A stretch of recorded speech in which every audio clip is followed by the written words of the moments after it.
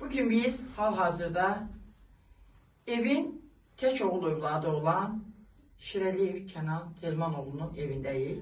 Bu balaca balamız da bizim Kənan şəhidimizin adını yaşadan bir balamızdır.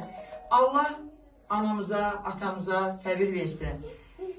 Məzar üstə də çıxışımızı etdik. Burada da çıxışı borc bildik. Bugün biz bu yola şəhidlərin şahidləri ilə çıxmışıq. Qazilərlə, veteranlarla çıxmışıq. Allah tuttuğumuz yolda heç birimizi azdırmasın inşallah. Analara, atalara səbr arzulayırıq. Ruhları şad olsun. Bax, bu balamız Kənan balamızın adına layık böyüsün inşallah. Və inşallah ki, səni xeyir işində Allahın köməyi ilə hamımız qol qaldırıb oynayaq. Pərvanə bacı, Allahdan sənə səbir diləyirəm, sən məməzzimsən. Bax, burada, bu sıralarda əsl şəhidinə dəyər verib, şəhidini yaşadan ailələrdir. Eyşən ata, bizim əzizimiz. Yasəmən ana, Qızılgül ana, Elmira bacım və şəhidlərin şahidləri, Seymur qardaşım.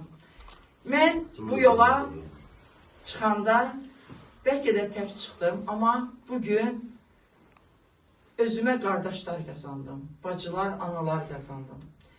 Çünki mən də bala yaralı bir anaydım. Allah hər birinizə can sağlığı versin.